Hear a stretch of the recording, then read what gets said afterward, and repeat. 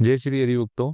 देखिए, वास्तविक रूप से इस नाम की शक्ति क्या है और किस प्रकार से और कहाँ तक की है, मैं आज आपको इसके बारे में कुछ चर्चा बताना चाहता हूँ। अगर देखिए, आप लगातार नाम जप करते हैं, निरंतरता से नाम जप करते हैं, तो आपके लिए विशेषकर ये हो सकती है और आपको लगने लगेगा कि वास्तविक रूप से ये गुण मुझ में भी है। अगर आप में निरंतरता से इस मार्ग में है, तो वास्तविक रूप से आपको स्वयं को लगने लगेगा कि वास्तविकता से ये बात बिल्कुल सही है। अब आप आराम से बैठे और सुने मैं क्या कहने जा रहा हूँ। देखिए, एक साधक जब निरंतरता से ईश्वर का नाम लेने लग जाता है, कोई नियम का पालन करने लग जाता है, एक प्रकार से नियम पालन करते हुए ईश्वर का नाम लेता है। अब देखिए, ऐसी स्थिति में क्या होता है कि बहुत बड़े बदलाव होने लगते हैं जीवन में। वास्तविक रूप से होता ही ये। एक जो बच्चा है 8-9 बजे उठता है, सोचिए, देर रात को लेट जागता है 12-1 बजे तक और सुबह 8 या 9 बजे ऐसे उठ रहा है, तो उसकी स्थिति क्या होती होगी। अब अकस्मात में वही बच्चा समय पर सोता है और सुबह जल्दी उठता है और ईश्वर की भक्ति करने लग जाता है। ये बहुत बड़ा बदलाव हो जाता है उसके जीवन में। अब देखिए, लगातार नाम जप करने का एक सबसे बड़ा फायदा जो सबसे ऊपर के स्थान पर रखा हुआ है, वो होता है कि अगर निरंतरता से कोई नाम का स्मरण करता है, तो उसके जीवन के भीतर वैराग्य उत्पन्न हो जाता है, वैराग आ जाता है। यानी संसार से अलग होकर ईश्वर की ओर बढ़ने लगता है वो तेजी से। वैराग उत्पन्न हो जाता है बहुत तेजी से। ये प्रथम स्थान पर रखा हुआ है, क्योंकि वैराग आता है, वैराग्य आता है, अंदर भक्ति उत्पन्न होती है उस संत के अंदर। दूसरी चीज, धीरे धीरे और आगे बढ़ेंगे और लंबी दूरी तय करेंगे तो क्या होगा कि ईश्वर की कृपा से आपको प्रेम मिलेगा। प्रेम देंगे मैं आपको, क्यों देंगे, क्योंकि उसी से वे वश में होते हैं। प्रेम, वो आपको भाव देंगे, लगन देंगे, निष्ठा देंगे आपको नाम के प्रति, तो आपका प्रेम बढ़ेगा उससे। प्रेम बढ़ने से क्या होता है कि ईश्वर बंधते हैं, उनसे प्रेम से बंधता है ईश्वर। देखा होगा आपने, नाम जप लेते हुए, ईश्वर को याद करते हुए नेत्रों में आंसू आ जाते हैं, तो ये प्रेम का ही एक संबंध है कि उनकी याद में आप रोते हैं और ईश्वर का नाम लेते हैं। अब काफी जने पूछेंगे इससे और क्या क्या चीज हो सकती है। देखिए, और काफी चीज होती है। देखिए, कुछ चीजें जो हटती भी है जीवन से, जो भीतर विकार है, शरीर के भीतर विकार है, बुद्धि के अंदर विकार है, वो हटते हैं। कैसे? कि भाई, लोगों से ईर्ष्या करना, लोगों से द्वेष करना, लोगों की बुराई करना, उनकी निंदा करना, कुछ कपट भीतर बढ़ रही है, कुछ चतुराई हमारे भीतर है, तो ये चीजों पर विराम आएगा शुरुआती रूप में। खत्म नहीं, एकदम से खत्म नहीं होता, विराम आता है पहले, फिर धीरे धीरे खत्म होता है।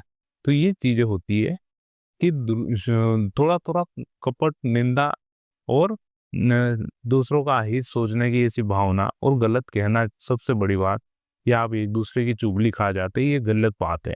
ऐसी चीजों पर विराम आएगा अपना आप ही, जब आप इस प्रभु का इस नाम स्मरण लगातार करेंगे, क्योंकि समय ही नहीं मिलेगा। समय ही नहीं मिलेगा तो आप किसको बोलेंगे। ठीक है, तो अब इसके आगे देखिए, और काफी सारी चीजें हैं।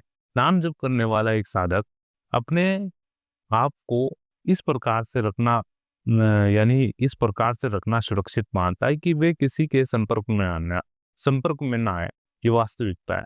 ये आप में भी हो सकता होगा कि आप ईश्वर का नाम ले रहे हैं और आपको ये लगता है कि नहीं, हम लोगों के पास कम से कम बैठे हैं, उनसे बातें कम से कम बैठे, क्योंकि देखिए काफी चीज होती है इसके साथ।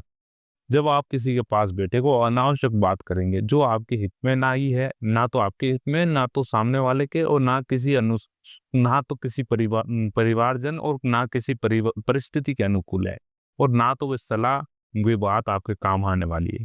तो अब ऐसी स्थिति में अगर आप अनावश्यक बात करते हैं, फालतू की बात करते हैं, तो ऊर्जा व्यर्थ होती है, काफी सारी ऊर्जा व्यर्थ होती है। अगर वो ही ऊर्जा आप अपने नाम को दें, आप अपने भगवान को दें, तो वास्तविक रूप से आपका कल्याण हो जाएगा। धीरे धीरे धीरे धीरे धीरे इस मार्ग में बढ़ना है, तो आपको काफी सारी वैराग्य, भक्ति, प्रेम, भाव, लगन, निष्ठा, है ना, और एकाग्रता, ये आपको भगवान देने वाले हैं। ये स्पष्ट रूप से आप ध्यान रखें।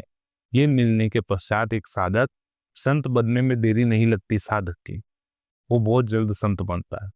तो क्या करना चाहिए और क्या करना चाहिए? देखिए, और यही करना चाहिए कि इस मार्ग में निरंतरता से बढ़ते हुए आप अनुशासन में रहते हुए अभ्यास करते रहें।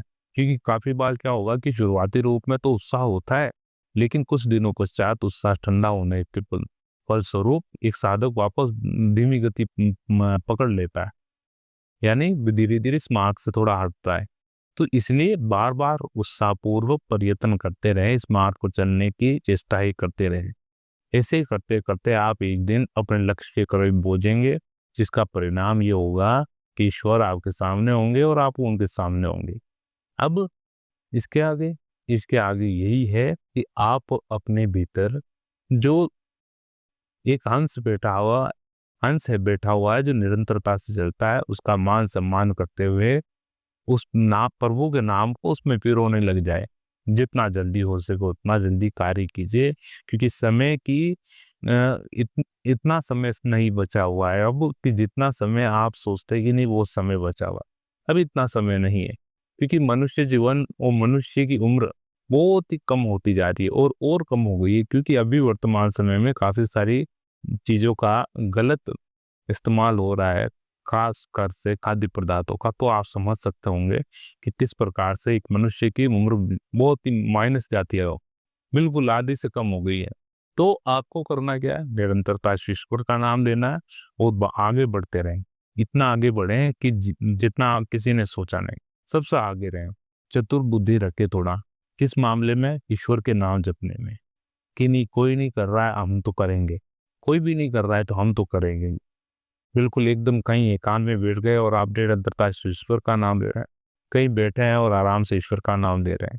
जब आवश्यक हो तब आप काम की बात करें, और ना नहीं तो आप अपने मस्ती में मस्त रहे। ये वास्तविकता है, ये मार्ग बहुत लंबा है और बहुत आगे तक पहुंचाने वाला है। अगर आप इन फायदों से वाकिफ हैं, आपके जीवन में भी ये चीजें हैं, वैराग्य, प्रेम, भक्ति, सब चीजें हैं, तो वास्तविक रूप से हमें कमेंट करके जरूर बताएं और अपने जीवन के कुछ ऐसा अनुभव शेयर करें जो हम हमारी हमारे साधकों को, हमारी जनता को बता सकें। तो मिलता है अगले वीडियो में, जब तक के लिए जय श्री हरि। ओम नमो भगवते वासुदेवाय।